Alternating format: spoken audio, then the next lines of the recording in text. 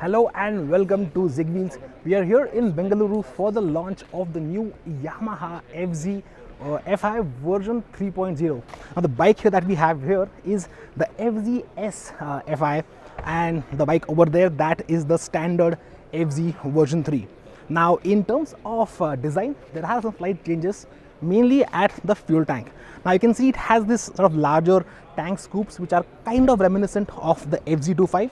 And of course, to differentiate the FZ-S from the normal FZ, you have chrome around the fake air intakes, and of course you have a belly pan right down there, and of course there are some slight differences in color as well.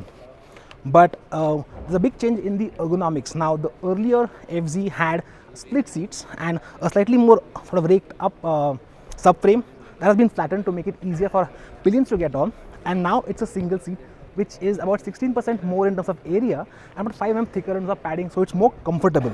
And of course the grab rails have been redesigned as well to make them more easier to hold, so overall it should be a better experience for the pillions.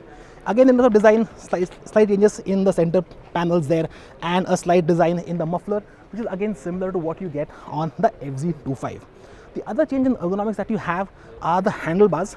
They look similar to the previous FZ, but now they are about 22 mm taller and pulled a bit closer to the rider, so that makes it sort of more comfortable for the rider as well. And again, talking of design, one big change is of course that instrument cluster. Now this is a negative LCD instrument cluster. It looks a lot smarter, a lot more modern compared to what you get on the previous FZ.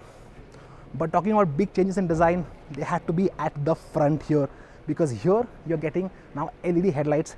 It's a split LED headlight, so you have separate lights for the high beam as well as the low beam, and a sort of running light which at the bottom. So again, sort of similar to what you get on the FZ25, but has its own distinct look as well. But of course, the biggest change here is not the design. It is of course ABS, and well, you get ABS as standard on the FZ version 3. Unfortunately, it's only a single channel unit. It only works on the front, not on the rear. And in terms of prices, well, the FZ right there, the version 3, that is priced at rupees 95,000 ex-showroom Delhi, which is a bump up of about 13,000 rupees compared to the FZ version 2.